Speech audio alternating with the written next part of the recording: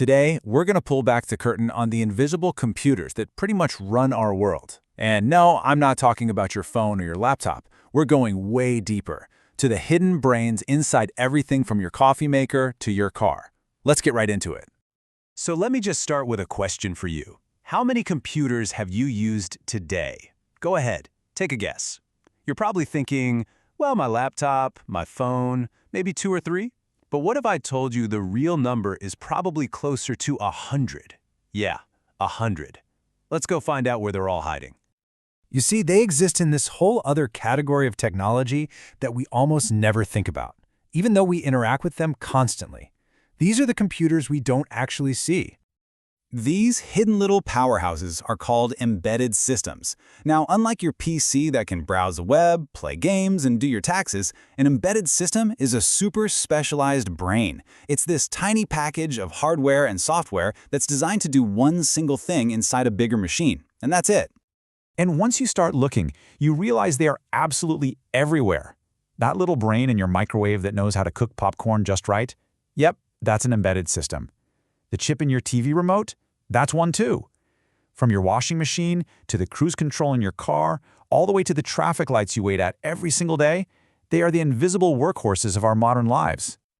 And what really makes an embedded system comes down to 3 basic rules. First, they have one job and one job only. A thermostat's job is to read the temperature, period. Second, they have to work in real time. Think about a car's airbag. It can't afford to lag, right? It has to respond instantly. And third, they are built under serious constraints. They have to be cheap, tiny, and sip power, which is exactly what lets us stick them inside of pretty much anything. But what is this brain, really? What's going on inside that little chip that gives these everyday objects their intelligence? Okay, here's the key difference. Your laptop runs on a microprocessor. It's a powerhouse CPU, but it's needy. It needs separate chips for memory, for handling inputs and outputs, and it uses a lot of power. A smart thermostat, on the other hand, uses a microcontroller. Think of it as a computer on a chip. It's an all-in-one package with the CPU, memory, and I/O all baked into a single, low-cost, low-power piece of silicon. It is the perfect, efficient brain for one specific job. Now, for decades, all these tiny brains worked completely on their own in isolation. But what happens when they all start talking to each other over the internet? Well, that's when you get the next massive leap in technology, the Internet of Things. The Internet of Things, you've probably heard it called IoT, is basically this giant invisible network. It's where all these everyday physical objects, thermostats, cars, factory machines, you name it, are embedded with these little brains and sensors, allowing them to connect and share data online, often with absolutely no human help needed. And the way it works is actually pretty simple. You can break it down into 4 basic steps. First, you've got the sensors. These are the senses of the device, collecting data from the real world. Second, the processor, that's the brain, figures out what that data means. Third, gateways act as the mouth, sending that info out to the internet. And finally, applications up in the cloud take all that data and make it useful to you and me, usually on something like a smartphone app. And the scale we're talking about here is just staggering. We're looking at a world with over 65 billion connected devices. To put that in perspective, that's more than 8 smart things for every single person on the entire planet, all talking to each other all the time. Now you might be thinking, this all sounds like high-tech stuff, right? Something only for big corporations with huge budgets. But one amazing little platform completely changed the game, putting the power to create these smart devices into the hands of pretty much anyone. For the longest time, building this kind of thing was super complex and expensive.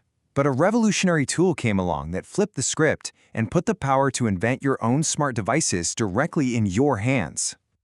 And that tool is Arduino. It's an open-source electronics platform. What that means is you get a simple little microcontroller board and really easy-to-use software. It's basically the ultimate DIY toolkit for building and programming your own interactive, smart objects, even if you've never done anything like it before. And if you're thinking, oh no, coding, just hang on. At its heart, every single Arduino project has just 2 parts. There's a setup section that runs just once when you turn it on to get everything ready, and then there's a loop section that just repeats the main action over and over and over again forever. Seriously, that's it. This simple little structure is the engine behind everything from a simple blinking light to a really complex robot. So, with these incredibly powerful and accessible tools in our hands, how is the IoT actually changing our world? Let's take a look at a few examples. So in our homes, IoT is way more than just a cool gimmick. It's about making our lives more efficient. Take smart lights. They can use sensors to know when you've left a room and just turn themselves off. It saves energy, it saves you money, and you never even have to think about it. Now let's zoom out to our cities. IoT is making public services so much smarter. Imagine public trash cans that send out an alert when they're full. This lets sanitation crews plan the most efficient routes in real time. It saves fuel, it cuts down on traffic, and it keeps the city cleaner for everyone. It's a simple idea with a huge impact. And when it comes to healthcare, the impact gets really personal and, frankly, potentially life-saving. Wearable monitors can now track our vital signs from home.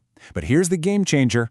They can spot a problem, like a dangerously irregular heartbeat, and automatically alert a doctor or even emergency services.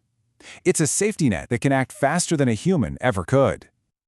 Over in the industrial world, this is sparking a revolution. You have factory machines that are now smart enough to monitor their own health. They use sensor data to predict when a part is about to fail.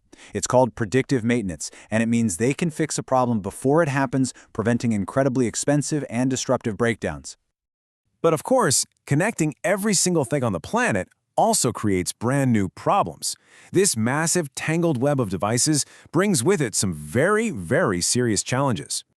And this quote really hits the nail on the head. Because everything is so interconnected, a single weak link can threaten the whole chain. A hacker only needs to find one unlocked digital door to potentially get inside your entire network. And this creates these huge, thorny questions we have to answer.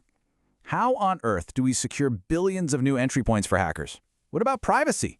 Who owns all the incredibly personal data these devices are collecting about us every second? How do we even begin to manage and update a network that literally spans the entire planet? And all of that leaves us with a critical, crucial question for our future. As we build this world of 65 billion hidden brains, all connected, all communicating, who is writing the rules? Who is making sure that this unbelievably powerful network ultimately works for us and not against us?